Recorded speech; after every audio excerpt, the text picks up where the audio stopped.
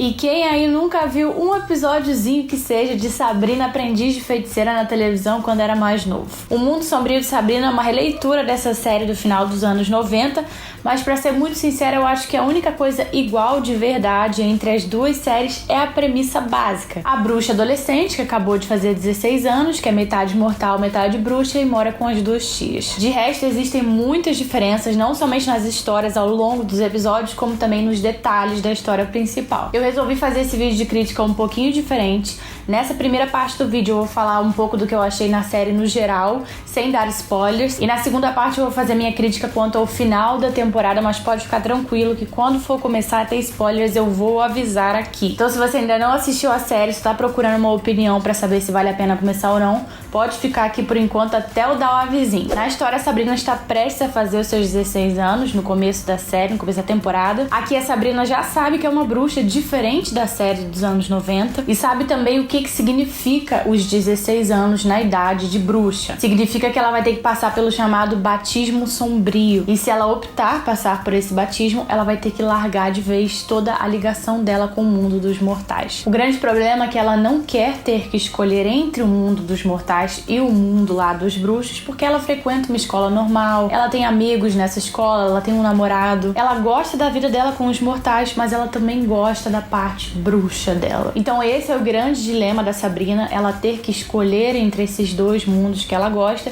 e ao longo da série ela vai fazer de tudo para não ter que optar por um ou outro, e sim fazer com que os dois sejam parte da vida dela. A série tem sim um tom sombrio, um tom esse que eu vi muita gente torcendo o nariz quando a Netflix anunciou que teria. Pessoas falando que achavam que essa releitura com o tom sombrio de Sabrina não ia dar certo, e pra falar a verdade, deu sim. E quando eu digo sombrio, é sombrio mesmo. Tem gente sendo morta, gente voltando dos mortos, tem demônios, tem canibalismo, tem muito satanismo, tudo de mais dark que você imaginar tem na série, e a gente vai conhecendo esse mundo das trevas conforme as aventuras da Sabrina. E essa parte do satanismo em si é engraçada, porque tudo que é típico do cristianismo, na série eles colocam ao contrário, e isso ficou engraçado. São coisas do tipo, expressões que a gente usa realmente no nosso dia a dia, do tipo, graças a Deus, e aí na série eles falam graças a Satã. Tudo que é da religião cristã, lá eles mostram ao contrário. Esses detalhes dão uma leveza à série, então por mais que ela tenha um tom mais sombrio e às vezes mais sério, ela também consegue ser leve e divertida. Por falar em terror ainda, a série é cheia de referências a alguns clássicos do terror. A referência que ficou mais evidente assim pra mim foi a de O Exorcista,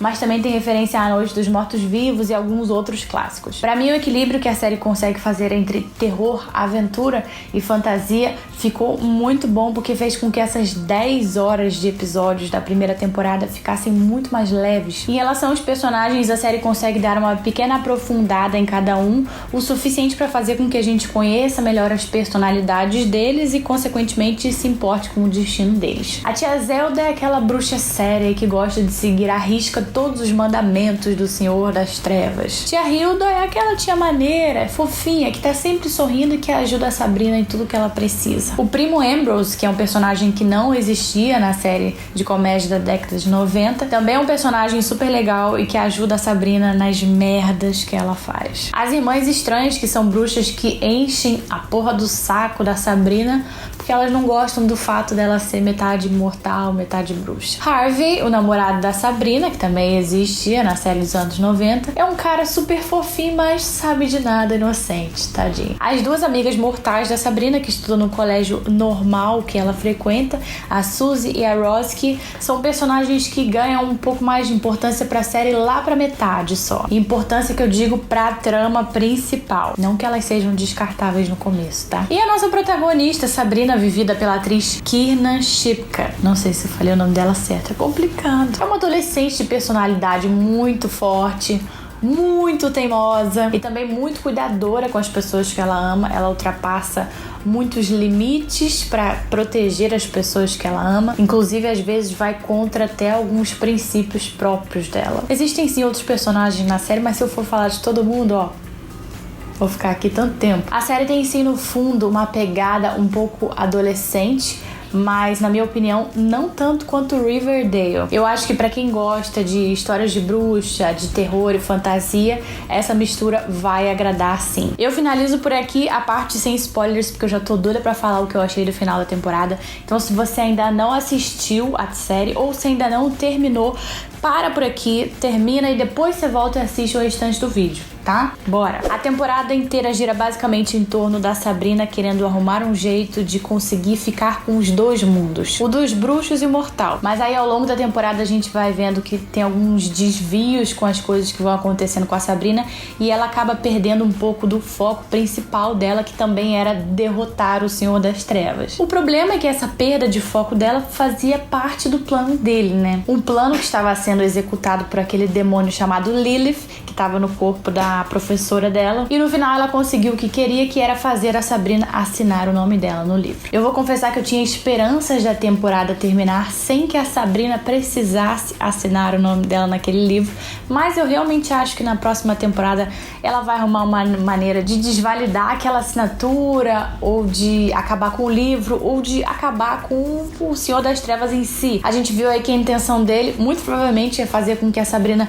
governe o inferno com ele, o que eu acho muito difícil de ser uma coisa que ela queira. O motivo não sabemos exatamente qual é, a gente não sabe por que ele tem essa fixação pela Sabrina, né? A gente não sabe o que ela tem de especial. Não pode ser somente porque ela é filha do Edward. Eu acho que isso é uma coisa que vai ser explicada pra gente nas próximas temporadas. A única coisa que a gente sabe é que ela tem uma coisa de especial ali. Também não acho que seja em relação ao fato dela ser metade bruxa, metade mortal. Eu não acho que isso seja algo muito especial em relação a poderes. Eu acho que ela tem ainda alguma coisa de especial guardada que a gente só vai descobrir nas próximas temporadas, e é por isso que o Senhor das Trevas tem tantos olhos assim nela e queria tanto que ela assinasse o livro dele. A gente também viu aí uma mudança no cabelo e na personalidade da Sabrina. Essa assinatura dela e o poder que ela ganhou depois de assinar o nome lá no livro fizeram com que ela se tornasse uma Dark Sabrina. Não completamente, porque a gente viu ali ela conversando com o Harvey, dizendo que ainda o ama, mas que é melhor eles ficarem separados porque ela tem medo que ele se machuque com alguma coisa relacionada ao mundo dela. Mas ao mesmo tempo a temporada fecha com aquela andada dela com as irmãs estranhas dentro da academia, ela vestindo a roupa igual a das meninas e dando aquela piscadinha pro bruxo que é afim dela. Aquilo ali deu a entender que parece que ela tá estudando em período integral agora na academia e que ela vai abraçar de vez o mundo sombrio dela e deixar de lado dos mortais. Óbvio que isso não é exatamente um final feliz pra temporada, mas é exatamente isso que vai dar graça pra segunda. Vai ser aquele, será que a Sabrina foi de vez pro lado negro? Será que ela ainda quer derrotar o Senhor das Trevas? O quão poderosa a Sabrina tá agora? Então foi um final que tendeu pra um lado ruim, mas que vai fazer muito bem pra série na segunda temporada. Imagina se tivesse terminado com ela derrotando lá as 13 bruxas, derrotando o cavaleiro e o plano todo lá da demônia Lily, sem precisar assinar o nome dela no livro. Isso iria querer dizer que ela já era poderosa o suficiente pra fazer qualquer coisa, então não tinha necessidade nenhuma dela assinar o nome dela no livro. E aí, que graça que isso ia ter? Então esse desfecho foi necessário. Na hora que eu assisti eu fiquei meio assim, caralho, não acredito que ela vai fazer isso. Mas depois eu parei pra pensar e eu gostei sim. Inclusive eu saí logo procurando na internet pra ver se já tem data pra segunda temporada, mas ainda não tem, infelizmente. Fico no aguardo aqui. Me conta aqui embaixo o que você achou do final dessa primeira temporada. Eu gostei sim, depois de parar pra pensar, mesmo tendo sido um final não muito feliz, assim dizendo. Só não esquece de, se você for falar do fim da temporada, dar aquele avisozinho de spoilers para as pessoas não lerem, caso elas não tenham visto, né, até o final. Assiste esses meus 2 últimos vídeos de série da Netflix que eu fiz aqui no canal. Se você gosta de terror, você vai gostar. E me segue lá no Instagram, que lá que você fica sabendo quando sai um vídeo novo. Beijinhos e até a próxima.